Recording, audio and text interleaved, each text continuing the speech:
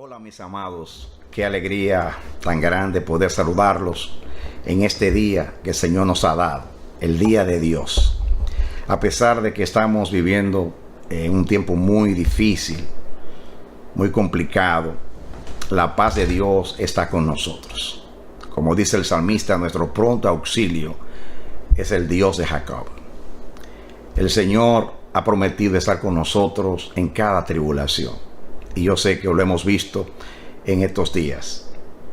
Algunos hermanos han tenido que pasarla mal, han perdido seres queridos. Otros han contraído esta enfermedad o este virus. Y naturalmente no tienen un motivo para alegrarse, todo lo contrario. Están entristecidos, sienten un profundo sentido de pérdida y de vacío. Y queremos identificarnos con esos hermanos, pero les digo que la paz de Dios, que sobrepasa todo entendimiento, esté con ustedes en estos días. Dios es bueno y su misericordia es para siempre. Y Él, cuando hace la llaga, Él mismo la cura. He dicho, y lo voy a seguir diciendo, que el Señor nuestro Dios no solamente nos va a bendecir y edificar, sino que va a ser una obra que va a trascender. Ahora estamos tristes, angustiados, inseguros, debido a que no hay una solución humana, pero nuestros ojos debieran de estar en el Señor, como dice el salmista: levantaré mis ojos a los montes. ¿De dónde vendrá mi socorro? Mi socorro viene de Jehová, que hizo los cielos y la tierra. Él no dará nuestros pies al resbaladero, no se dormirá el que nos guarda. Dios es bueno, mis amados. Confiemos en Él. La Biblia dice que somos bienaventurados si esperamos en el Señor. Quiero dar gracias a Dios porque más hermanos están llamando y expresando su necesidad. Si tú tienes alguna pregunta de la índole que sea, una inquietud, una necesidad, si tú necesitas oración o consejo, ayuda espiritual, no te prives, no te cohibas, puedes llamar a nuestro número telefónico, el área 718-863-4440. Así que no se olviden, si tienen necesidad, aquí estamos. Además de ayudarlos, es una oportunidad para estar en comunicación con ustedes. Es muy importante. Y hablando de comunicación, yo recibí un texto del pastor Marco Sebastía, un mensaje para ustedes, y yo voy a leer el texto tal como él me lo envió vía telefónica. Dice: pastor, por favor, anuncia a los hermanos que por favor descarguen la aplicación de la iglesia a sus teléfonos o tabletas. Así podremos estar mejor comunicados. Gracias. Así que ya saben, los hermanos, a descargar la aplicación de la iglesia a sus teléfonos o tabletas. Es una manera, también un intento del hermano Marcos para poder estar en comunicación. Es imprescindible que estemos en comunicación en un tiempo tan difícil y complicado como este. No podemos perder el contacto entre nosotros. Naturalmente, a través de la oración estamos en comunión con Dios y orando los unos por los otros. Eso nos mantiene juntos y unidos en el Señor. Doy gracias a Dios también que los hermanos, muchos hermanos, están obedeciendo a la instrucción de que si deciden enviar sus diezmos y sus ofrendas, que levanten los diezmos y las ofrendas delante del Señor. Como dije, es muy importante. Yo les enseñé a ustedes, les he enseñado que las ofrendas no se envían, sino que se llevan al altar. Pero estamos viviendo en una circunstancia difícil, complicada, donde no hay comunicación, donde no podemos reunirnos. Se hace necesario que actuemos de esa manera. Si enviamos nuestras ofrendas y nuestros diezmos, dediquémoslas al Señor, o dediquemos, en caso de los diezmos, dediquémoslo al Señor porque eso agrada a Dios. Acuérdense que aunque los diezmos y las ofrendas contribuyen, no son tanto una contribución, sino nuestra manera de adorar a Dios, de honrarlo con el fruto de nuestros bienes. Así que eso lo apreciamos y sobre todo va a glorificar a Dios. El Señor insiste en que hagamos eso. Una cosa muy importante que quiero compartir con ustedes es un sentir que ha venido por algunos hermanos de celebrar la cena del Señor. Saben ustedes que cada primer domingo del mes nosotros celebramos la cena del Señor. ¿Y por qué no hacerla a través de este medio? Así que lo estoy anunciando con una semana de anticipación. El próximo domingo vamos a tener la Santa Cena, cada uno en su casa. Yo desde aquí con mi familia los voy a dirigir y todos juntos vamos a participar. ¿Qué tenemos que hacer? Bueno, ustedes tienen que adquirir o tener en sus casas el jugo puro de la vid. Que no tenga ningún tipo de otro ingrediente, debe ser puro. Así que usted puede comprar el jugo puro de uva.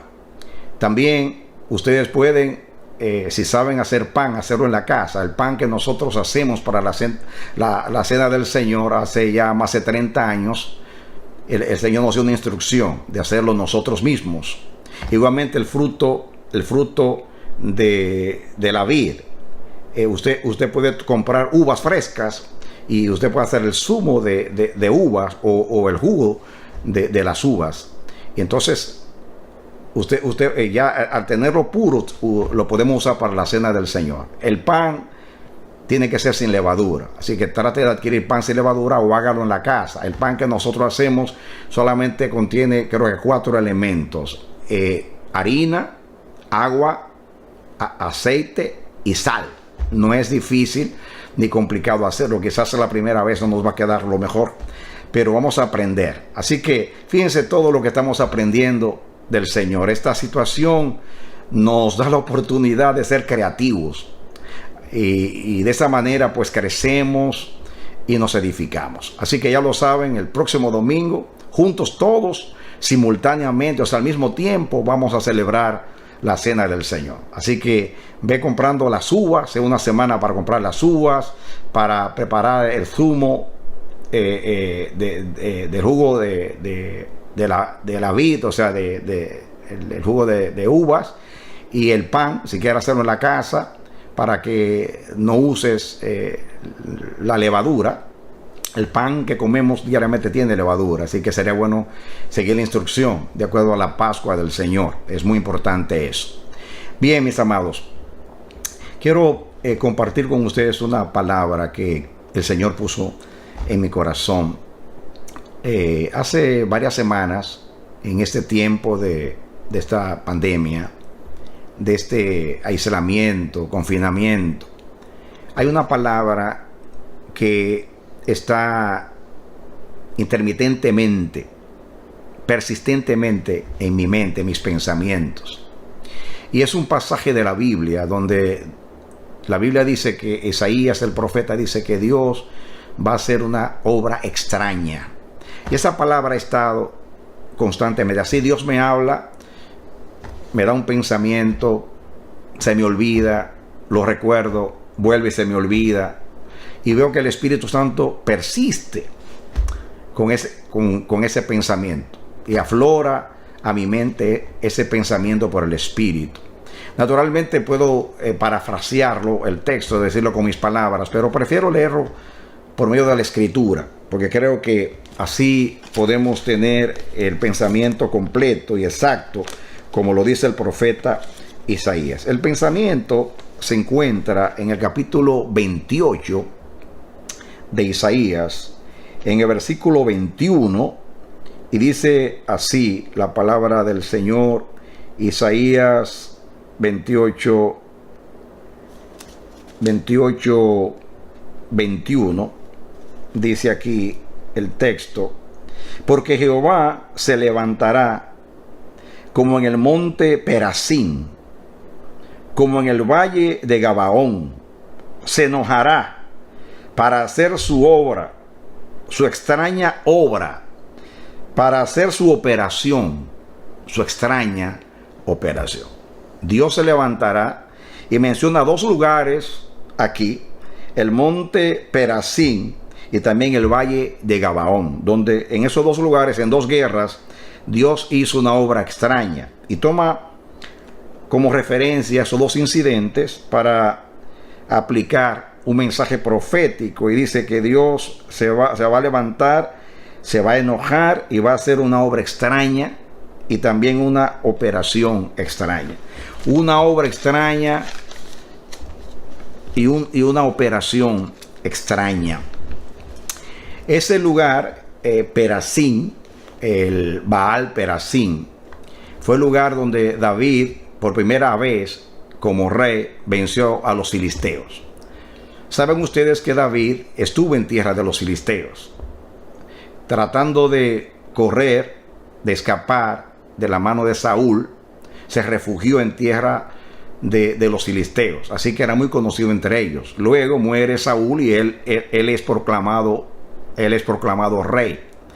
Y dice que oyendo los filisteos que David reinaba, pues se prepararon para la batalla. Y hubo una batalla justamente en Perazín. Y dice, la palabra ahí, Baal Perazín, significa el Señor quebranta. Porque el Señor quebrantó a los filisteos. Y la idea, y dice que los quebrantó como un torrente impetuoso. Eso es la expresión que usó David. Es como cuando una inundación rompe un dique. Esa es la idea, algo violento. Y así hizo Dios. Y de esta manera salvó a Israel, y David obtuvo una poderosa victoria contra los filisteos. Pero los filisteos volvieron a atacar. Entonces David, como era su costumbre, consultó al Señor. Y le dijo al Señor, ¿qué haré ahora? Atacaré. Y Dios dijo, no, esta vez tú no los vas a atacar. Espera. Y entonces le dio una señal. Y habló que cuando tú escuches el ruido que hacen las copas de ese árbol o de esos árboles, el nombre de esos árboles eran balsameras.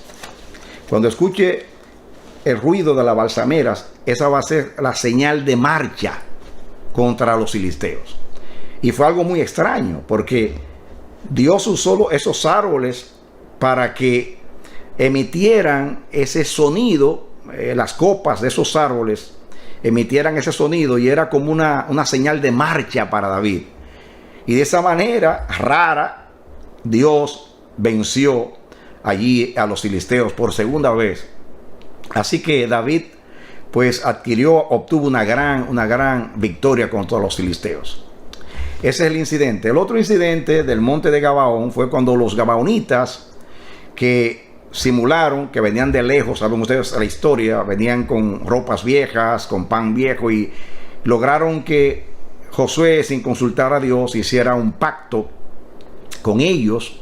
Así que, comprometido por el pacto, tenía que defenderlos, porque los demás reyes cananeos, cuando vieron que los gabaonitas se habían aliado con Josué, se sintieron traicionados. Entonces quisieron atacar a Gabaón. Gabaón pide ayuda a Josué. Josué se levanta con Israel y se da la gran batalla. Y dice que Dios le dio una gran victoria a Israel a través de Josué. Entonces, cuando ellos querían escapar, dice que Dios mandó granizos, como piedras de granizos, y dice que murieron más por medio de las piedras de granizos que los israelitas mataron en el campo de batalla. Así que esos dos incidentes los usa el profeta Isaías para hablar de la obra extraña de Dios. La verdad es que, como de acuerdo a los mensajes que hemos estado compartiendo con ustedes, de Jehová son los pasos del hombre, la mayoría de las obras de Dios son raras y son extrañas para nosotros. La Biblia está repleta, llena de incidentes donde Dios, que es tan creativo, usó cosas raras, muy extrañas. Tan así que necesitamos la revelación del Espíritu para saber y entender por qué Dios en cada una de esas ocasiones actuó de esa manera. En este caso, Dios dice que se levantará y va a castigar a Israel. Lo que quiere decir ahí que, fíjense que el significado de este pasaje, ese pasaje quiere decir, la interpretación es que Dios, la obra extraña de Dios, aunque ustedes no lo crean, es el castigo. Quiere decir que es extraño, raro, que Dios quiera castigar. Lo que parece algo común en toda la Biblia, porque Dios disciplina a su pueblo, pero aquí dice que es una obra extraña. ¿Por qué? Dice el profeta que la obra de Dios y la operación de Dios es extraña. Porque el deseo del corazón de Dios nunca es castigar. Por eso, a través de Jeremías en Lamentaciones dijo que Dios no aflige voluntariamente a los hijos de los hombres. Y ahí dice que no lo hace de corazón. Me refiero, está en contra de su deseo, como el padre, como he dicho muchas veces, que sabe que debe castigar a su hijo, debe disciplinar a su hijo para corregir su mal camino, su mala conducta, pero sufre más que el hijo cuando castiga. Eso es lo que quiere decir ahí. La obra extraña es el castigo de Dios. Pues en este tiempo, en esta situación única que está viviendo la humanidad, todas las naciones, es una obra extraña. Como algo tan ínfimo que no se puede ver a simple vista como un virus, Dios lo está usando para doblegar a las naciones. Los reyes de la tierra, los gobernantes, están doblegados, están turbados, no encuentran qué hacer. Hay un conflicto entre la salud y la economía. Sin economía no pueden vivir. Hay personas que cuando les aconsejan que sigan las instrucciones de ponerse un tapaboca, mantener el aislamiento social, mantenerse en sus casas. En las entrevistas he escuchado a muchos decir, es que si no nos mata el virus, nos va a matar el hambre. Y eso le pone una presión muy fuerte a los gobernantes de la tierra, porque tienen la responsabilidad de proveer trabajos a los hombres para suplir sus necesidades. Así que tantas cosas que está logrando Dios a través de un instrumento tan ínfimo, tan pequeño, tan diminuto como es un virus. No solamente la economía, todo lo que es la conducta humana. Pocos aviones están en el aire. Los estadios están cerrados. Los artistas que llenan esos centros, esos edificios que tienen capacidad con muchos asientos, se están valiendo de muchas cosas porque no pueden hacer nada. Dios tiene a todos paralizados. Eso es una obra extraña. Por lo menos en esta generación, nosotros no habíamos visto algo como esto. No se parece a nada. Es único. Y es una operación rara, extraña. Indiscutiblemente, es un castigo de Dios. Yo sé que en un tiempo como este nadie quiere escuchar la palabra juicio. Pero mis amados, no fue el diablo. El diablo no tiene capacidad para hacer eso. Es como que usted diga que las plagas que descendieron a Egipto contra el faraón vinieron del diablo. No, mis amados, Dios tiene control sobre la naturaleza. Los magos pudieron con magia, con artes mágicas, imitar. Acuérdense que una cosa es imitar con magia y otra cosa es el poder de Dios. Son dos cosas muy distintas. Los magos ilusionistas te pueden hacer desaparecer un elefante en tu presencia, pero no lo están haciendo, es un truco. El diablo hace trucos, pero cuando algo tiene que ver con la naturaleza, cuando Dios mueve el poder de la naturaleza, entonces se lo tenemos que atribuir a Dios. Y Dios está haciendo una obra extraña, no solamente por lo extraño del juicio, sino por lo extraño de lo que está logrando, lo extraño del resultado de Dios. Yo sé que el corazón que más sufre es el corazón del Padre, o sea, del Padre eterno, de Dios. Pero Él tiene que hacer esa obra. Nosotros que conocemos a Dios debiéramos de someternos a acatar su voluntad, que es agradable y perfecta. Y aunque sea doloroso y difícil, angustioso para nosotros, alabar al Señor. En todo tiempo debiéramos de alabar al Señor. Y ahora debiéramos de estar alabando al Señor. Mis amados, cosas que nunca se habían visto están aconteciendo en este tiempo. Obras extrañas, operaciones extrañas. Y voy a decir algo muy importante. Te advierto en el nombre del Señor. Te digo que nada debe maravillarte. Por nada tú debes caer en estupor. Por nada tú debes estar asombrado, perplejo. Por nada. Tienes que preparar tu mente para cualquier obra de Dios, la que tú menos esperas. La Biblia habla mucho de las obras extrañas de Dios. Por ejemplo, Dios le dice a Abraham: toma a tu hijo, a tu único, a Isaac, a quien tú amas, y ve, sacrifícalo en uno de los montes de Moria.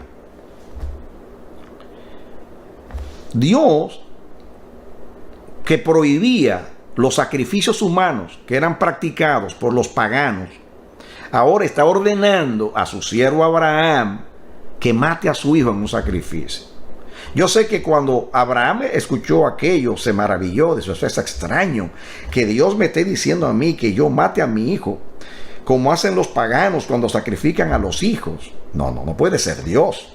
Eso no puede ser Dios. Indiscutiblemente no puede ser Dios. Pero como él conocía la voz de Dios, pues sintió seguridad, se percató de que era Dios el que hablaba. Así que en obediencia, como era un hombre que temía a Dios, se fue al lugar indicado por Dios, preparó todo el sacrificio y se dispuso a sacrificar a su hijo. Y en el momento que él iba a sacrificar a su hijo, como narra la escritura, la narrativa bíblica, en el momento que iba a matar a su hijo, se oyó una voz del cielo que le dijo: detente, Abraham, no mates al muchacho, no le hagas nada al muchacho. Ahora yo sé que tú me temes. Era simplemente una prueba, pero era una obra extraña, porque el único sacrificio humano que Dios permitió, aceptó y aprobó fue el sacrificio, la muerte de nuestro Señor Jesucristo en la cruz del Calvario, porque eso vino de Él. Él condenaba los sacrificios humanos, primeramente por el valor de la vida humana, pero más todavía, porque Dios, siglos después, iba a enviar a su Hijo, o milenios, porque fueron como 2000 años después, Dios iba a enviar a su Hijo para sacrificarlo en una cruz, en expiación por nuestros pecados. Eso es una obra extraña, porque no está de acuerdo, en armonía con la normativa de Dios, con la conducta de Dios. Otro caso extraño que puedo mencionar entre tantos es el caso cuando Dios le dice a Pedro, cuando estaba orando allí en casa de Simón el curtidor, le dice: Pedro, con aquella visión del lienzo que desciende saturado, lleno de animales inmundos, sucios, de acuerdo a Levítico 11, y oye la voz de Dios que le dice: Pedro, mata y come. Pedro dice: ¿cómo es posible, Señor? Yo nunca he comido cosas inmundas, nada inmundo ha pasado por mi boca nunca. Tú prohibiste a esos animales, ¿cómo que tú me dices ahora que yo coma eso?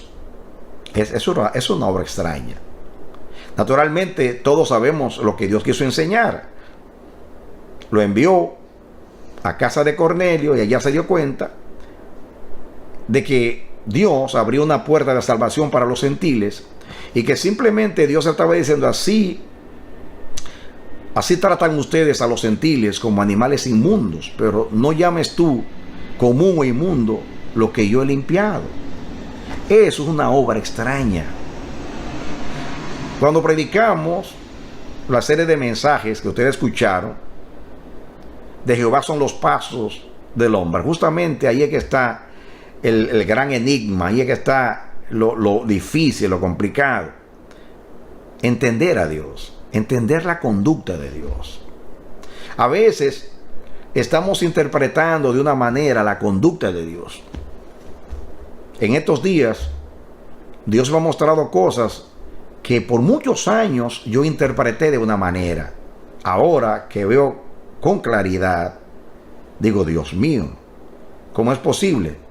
Todo parecía que la aplicación de esta revelación o de este sueño o de esta profecía era esto, porque tú dijiste esto.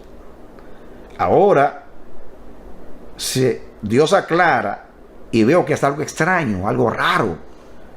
La manera como Dios cumple. Dios te manda a hacer una cosa y es para probarte, y después resulta, como pasó con Abraham, que es otra cosa lo que Dios quiere. En fin, estoy poniendo ejemplos porque el mensaje de Dios para nosotros es que nada debe sorprendernos.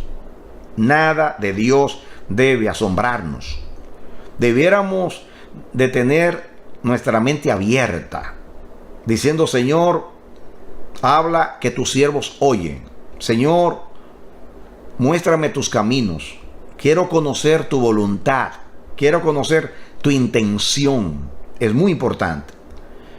Como he dicho muchas veces, o mejor dicho, he citado la Escritura, lo que dice Isaías, capítulo 43. Dios dice que nosotros somos sus testigos y que nosotros, los testigos, le creen a Dios, conocen a Dios y entienden a Dios. A Dios hay que entenderlo. Por eso tenemos que ser varones con los ojos abiertos, varonas con los ojos abiertos. Dios nos ha iluminado. A nosotros nos ha resplandecido. La luz gloriosa del Evangelio ha abierto nuestros ojos. Dios ha usado el colirio de su espíritu para terminar con nuestra ceguera espiritual. Dios nos anunció por 4 años que venía un 9/11. Yo entendí, debido a la persistencia de Dios, mostrándome siempre, mire el reloj, y cuando lo miraba era 9/11, todavía lo sigo mirando. Por eso temo que esto va a seguir. Hoy mismo, esta mañana, a las 9:11, Dios mío, mire el reloj, y le dije a mi esposa, mira, 9:11. Me quedé maravillado. Y ha pasado en este aislamiento, confinamiento, muchas veces, o un sinnúmero de veces. Eso puede ser una señal de que esto va a seguir. No tiene que ser de la misma manera, pero va a seguir. Como Dios dijo en una de las palabras proféticas que habló del 9/11, que va a ser como el efecto dominó. Y que un acontecimiento iba a producir otro acontecimiento. Así que tenemos, mis amados, que estar abiertos, diciendo, Señor, simplemente revélame tu voluntad. Cuando, por ejemplo, miren las parábolas de Jesús. ¿De qué manera Jesús ilustró las grandes verdades bíblicas? Con cosas sencillas. Tomaba los ejemplos de la naturaleza, como la parábola del sembrador que salió a sembrar, y qué manera magistral usó Jesús con los 4 terrenos donde cayó la semilla para ilustrar los corazones humanos, o los 4 tipos de corazones o creyentes que existen, aquellos que reciben la palabra. Es impresionante. Son ilustraciones muy sencillas, tan sencillas que usted la lee varias veces y dice, ya yo me sé eso, ¿para qué leer eso? Y cuando usted lee los evangelios, usted dice, esto es muy pueril, muy elemental esto. Yo leí eso, yo conozco esto. Pero mis amados, El Señor me dijo a mí, cuando ustedes lleguen al cielo y ustedes conozcan bien la vida del reino de Dios, ya en toda su dimensión, a cara descubierta, sin nada oculto, ustedes se van a percatar de que Jesús, que desde la eternidad vivió con el Padre, y que nadie como Él conoce al Padre, y que nadie conoce los pensamientos de Dios, sino el Espíritu de Dios que está en Él, y Jesús que es uno con Él desde la eternidad. Se van a dar cuenta que no hubo maestro en la tierra como Jesús, que nadie ilustró los pensamientos, la voluntad y los designios del Padre como el Señor Jesucristo. En realidad, Dios nos ha revelado los misterios del reino. Jesús dijo, a vosotros os he dado el entender los misterios del reino, más a ellos por parábolas, para que viendo no vean y oyendo no entiendan. Mis amados, pidamos revelación en un tiempo como este. Necesitamos la revelación, porque Dios está haciendo y va a continuar haciendo obras extrañas. A veces nosotros los seres humanos tenemos una sola manera de entender las cosas, pero la palabra de Dios es multiforme. Hay dimensiones desconocidas en cada palabra de Dios. Por eso los predicadores, por el Espíritu Santo, tenemos tantas ilustraciones. De un mismo texto, por ejemplo, Juan 3:16, ¿cuántos libros se han escrito? ¿Cuántos mensajes se han expuesto, se han predicado? Es un mar, es un océano inmensurable, inmenso. Hay tanta profundidad que no hay manera de entender el límite. Por eso tenemos que orar a Dios que nos dé entendimiento, que nos ilumine, para no asombrarnos. Todo lo contrario, que podamos caminar con Dios, entendiendo a Dios y así no tropezar.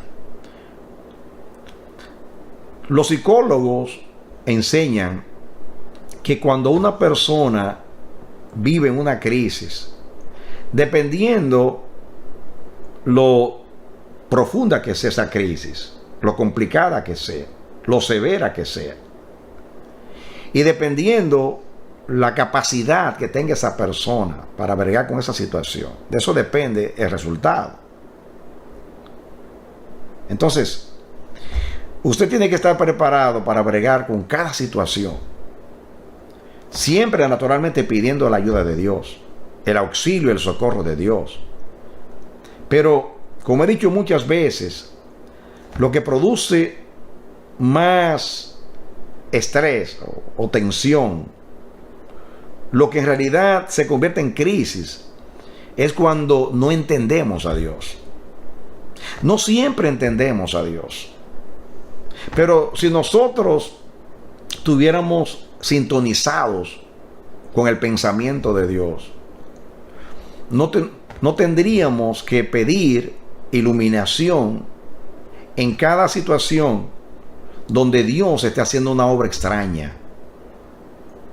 Porque como Dios es el mismo y no cambia, con la conducta de ayer, estoy hablando de la persona de Dios, con la conducta de ayer, como Dios actuó ayer, aunque la situación o la circunstancia sea distinta, pero los principios de Dios no varían. Dios es el mismo. No hay nada de Dios que sea indigno de Dios. Dios siempre actúa de acuerdo a su manera de ser y de pensar. Así que es interesante que ese Dios, que se puede llamar el Dios sorpresa, porque como es creativo, no hace dos cosas iguales, pero puede ser que sea lo mismo que quiera hacer, pero lo hace con manifestaciones distintas, con métodos distintos, se puede decir así, maneras distintas, formas distintas. Pero es lo mismo. Cuando conocemos a Dios, nada de Dios nos es ajeno. Nada de Dios nos es desconocido, aunque no entendamos. A veces, voy a decirlo así, por deducción espiritual, puedo entender a Dios. ¿Por qué? Porque como Él no cambia, como Él no hace nada indigno, nada que sea indigno de Él, de su persona, entonces puedo entender a Dios. Por ejemplo, Dios no cambia. Él dice que aunque nosotros seamos infieles, Él permanece siendo fiel. Eso quiere decir que Dios no se va a convertir en infiel porque nosotros seamos infieles. Nunca nuestra conducta infiel va a provocar a Dios de tal manera que Él se va a volver un infiel. No, en Él no hay sombra de variedad. Él no puede cambiar. Él no puede negarse a sí mismo. Él siempre es el mismo. Cuando nos turbamos en las pruebas, en situaciones como esta que vivimos, es justamente porque se nos agota la capacidad. Cuando una prueba dura mucho tiempo, nos va agotando. Ya tenemos meses en esta situación, en esta condición, viviendo estas circunstancias que ha producido el coronavirus. Y usted soporta un mes, 2 meses, pero ya van 3 o más. Y no sabemos hasta cuándo. Y no sabemos si esto va a volver a brotar. No lo sabemos si esto se va a repetir. Por consiguiente, mis amados, no hay alternativa. Hay que confiar en Dios. Hay que esperar en Dios. O sea, imagínense al Señor Jesús, el compañero de la diestra de Dios desde la eternidad, perplejo, maravillado, viendo algo de Dios, algo que Dios hace, y Jesús dice: wow, ¿cómo es esto? ¿Por qué hizo eso? No entiendo. No. Jesús no se asombró nunca de lo que Dios hizo, porque Él conocía a Dios. Fíjense, una vez prediqué un mensaje, lo que maravilló a Jesús. Y lo que maravilló a Jesús, mis amados, no fue nada que era de Dios, porque nada de Dios maravilló a Jesús, porque Jesús conoce las rarezas de Dios, las operaciones extrañas de Dios, y son desde la eternidad. Imagínense cuántas son, cuántas han sido, pero nunca Jesús se llenó de estupor y perplejo. Dijo: Señor, ¿qué es esto? No entiendo. Porque Él conocía a Dios. Lo que maravilló a Jesús fue la incredulidad de los judíos. Eso lo asombró. Dice que se maravillaba viendo su incredulidad. Se asombraba.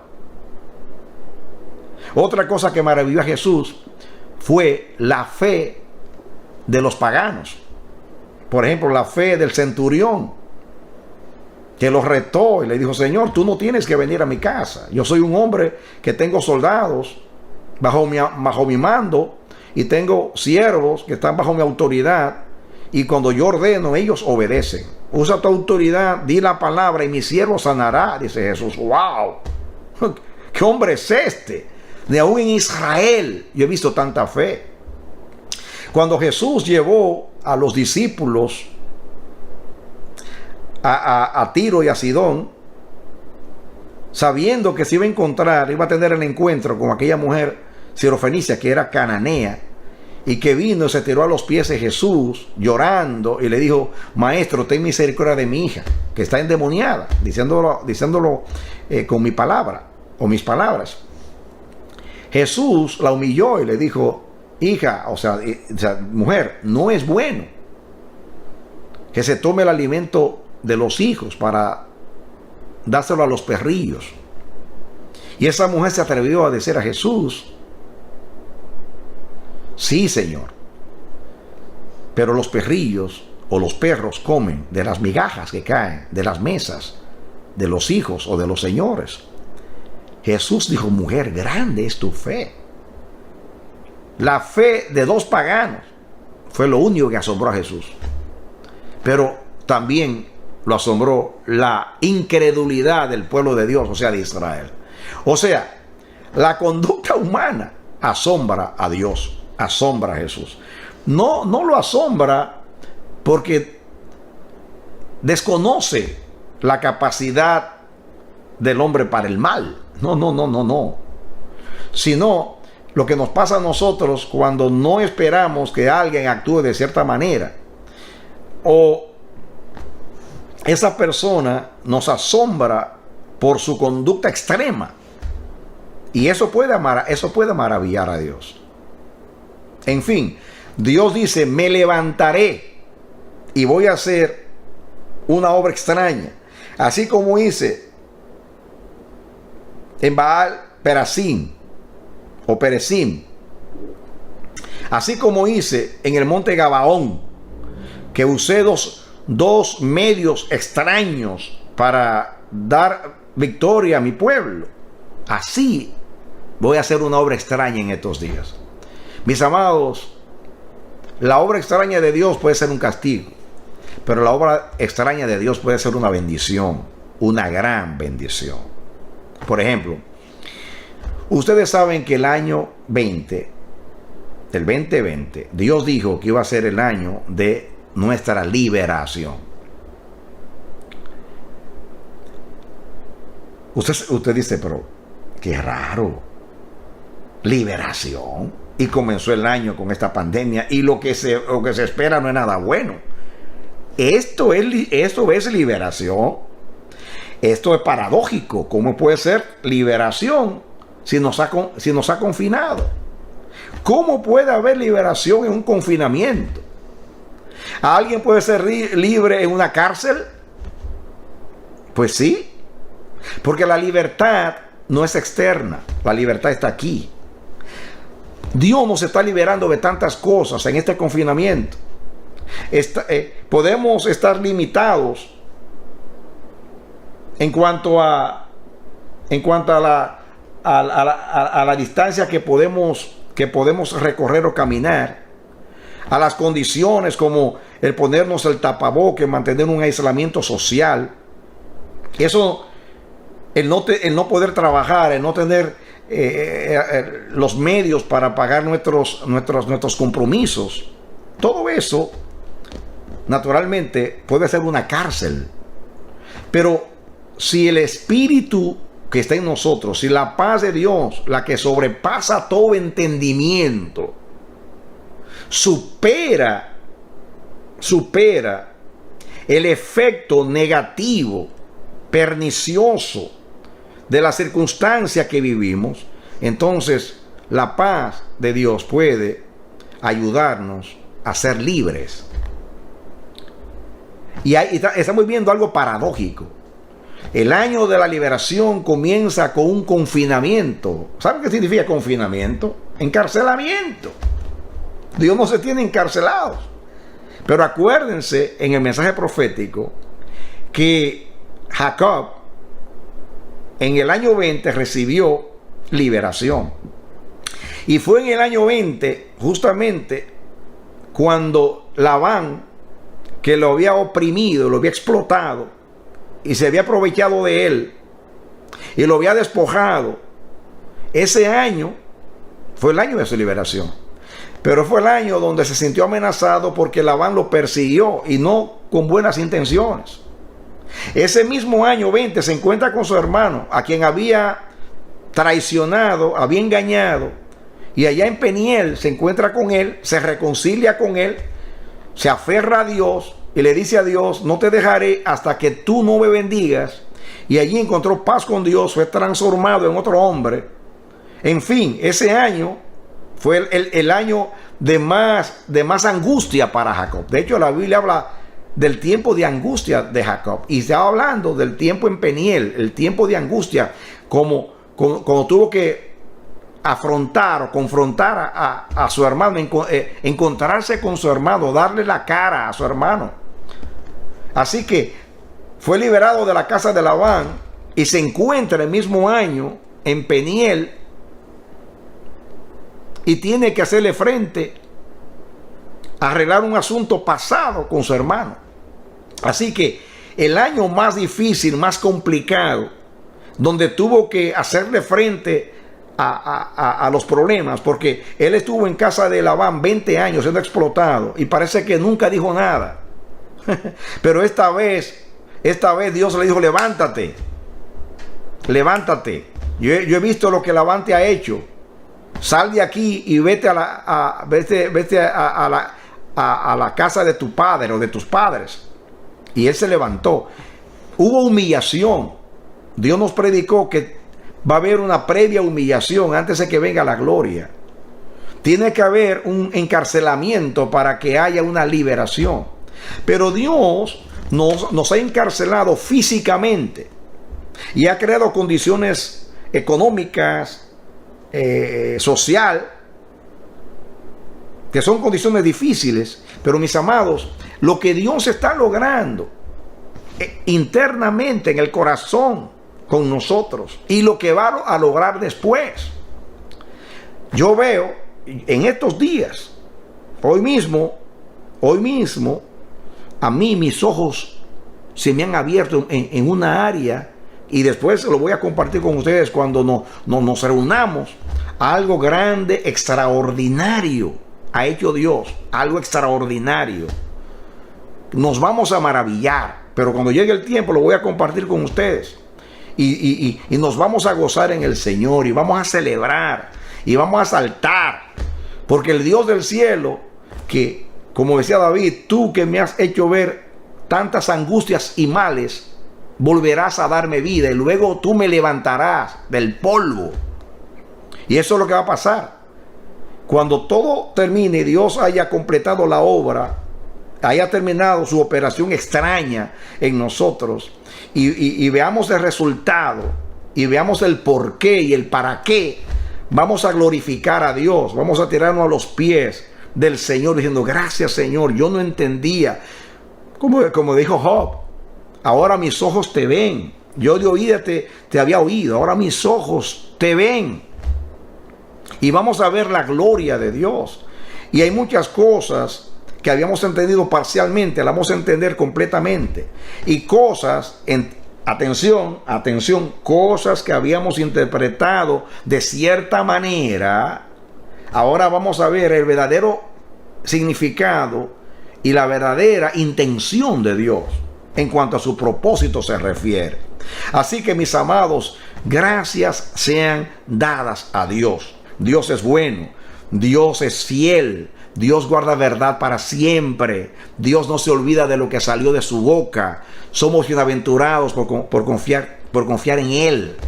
Es interesante caminar con Dios. Amén, porque cada día tiene una sorpresa para nosotros, así como pasó con Israel en sus estancias en el desierto. Nunca Dios hizo lo mismo en cada estancia, en cada lugar que acampó Israel. Siempre tenía una obra extraña, una obra diferente, mis amados, una obra creativa, como que Él es Dios, como que Él tiene una solución para cada problema, y Él tiene 1000 soluciones donde tú y yo nos turbamos y no encontramos ninguna. Bendito sea Dios, alabado sea Dios. Es tiempo de alegrarnos, mis amados. Démosle a Dios un voto de confianza. Celebrar cuando vemos la gloria de Dios es fácil, pero lo que glorifica a Dios no es la adoración jubilosa en tiempo de victoria, sino la adoración jubilosa cuando estamos en medio de la prueba, porque eso manifiesta que nuestra fe y nuestra confianza en Dios es incondicional. Aunque Él me matare, en Él esperaré. Como dijeron los jóvenes hebreos a Nabucodonosor cuando los cuestionó: es cierto, Sadrach, Mesach y Abednego, que ustedes no se postran cuando los instrumentos musicales suenan, oyen el sonido de los instrumentos, es cierto que no lo hacen. Y ellos, sabiendo que iban a ser sentenciados a morir, dijeron: sí, su majestad, es cierto, no nos postramos. Entonces, cuando el rey los amenazó, es cierto, ellos dijeron, dice que el rey les dijo: ¿qué Dios podrá librarlos del fuego? Ellos dijeron: el Dios a que nosotros servimos puede librarnos, de hecho nos va a librar, pero si Él decide no librarnos, tampoco adoraremos tu imagen. Eso es fidelidad, eso es confianza incondicional, y esa es la fe que agrada a Dios. Y esa es la fe que Dios espera de nosotros, mis amados, en un tiempo profético como este, especialmente a nosotros, que Dios nos anunció que estas cosas iban a acontecer. Quizás no con todos los detalles, porque yo mismo, que fui profeta, que anuncié 9:11, yo sabía que era algo grande, porque Dios oró mucho diciéndolo y repetía lo mismo, pero no sabía la magnitud ni tampoco la naturaleza del castigo, del juicio que venía. Pero, mis amados, en medio de la obra extraña que Dios va a hacer, que son muchas operaciones extrañas, no es una sola, son muchas operaciones extrañas. Miren, veremos a cara descubierta la gloria de Dios. Dios va a correr el velo, va a ser un apocalipsis, va a correr el velo, vamos a ver lo que hay detrás del telón. Aleluya, vamos a ver lo que hay detrás del telón. Es como que Dios se va a desnudar delante de sus santos, mis amados. Veremos la gloria de Dios. ¿No te he dicho que si creyeres verás la gloria de Dios? Por eso Dios nos está ministrando con estos mensajes acerca de la fe. Esta serie de mensajes yo no la he seleccionado caprichosamente, sino por el Espíritu. Vino a la mente, vino a la confirmación. Yo no estoy pendiente a los mensajes que he predicado en tantos años, que son cientos y cientos, miles. Pero el Señor insistió, ya me dijo cuáles son los próximos mensajes que vamos a escuchar. Y todo tiene que ver con este tiempo. Porque parece que aunque fueron predicados 12 años atrás, 10 años atrás, 5 años atrás, mis amados, eran para este tiempo, porque eran mensajes proféticos.